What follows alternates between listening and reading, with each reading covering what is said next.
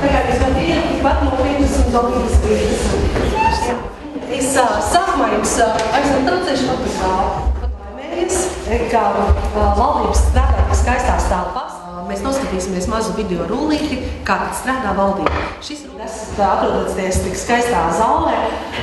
Šīs sanāksmes un ne tikai valdība šeit strādā, bet šeit notiek arī tikšanās ar nevalstiskajām organizācijām, jo tās ir ļoti svarīgas sēdes, neapšaubāmi, kas interesē kādā.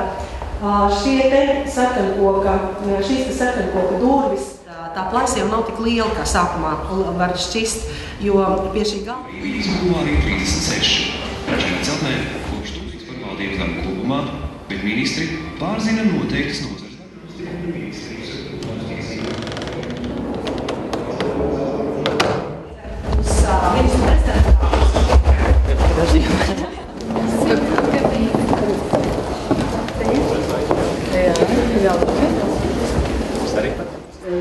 Tādā vēsturē saistībā ar dāvanām, kuras tiek pasniegtas ministru prezidents. Ļoti interesanti pavērot, kādas dāvanas tad izpērk eks-prezidents.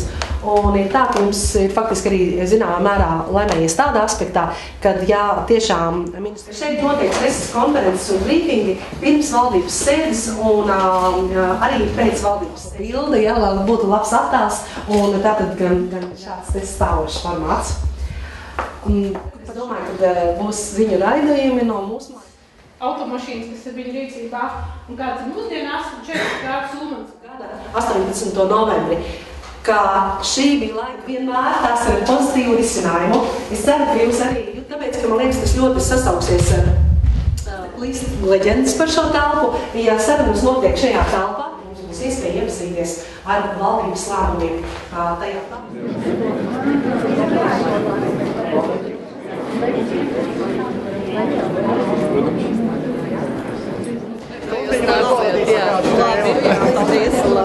Урок истории, да, он достаточно интересный был, потому что мы увидели эти аудио, видео, не видео, фотографии, документы, интересно.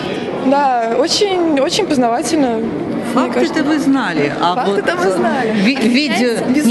Видеоряд, который есть в музее, конечно, он не всегда оцифрован, это не всегда то, что ты можешь показать в классе.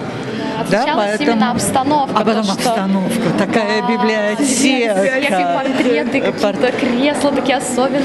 И не то, что как бы и призыв работать наверху. Да, и ты сидел и реально все слушал. Потому что хотелось, вот именно получить эти знания, потому что когда ты еще, тебе дадут вот именно такой урок.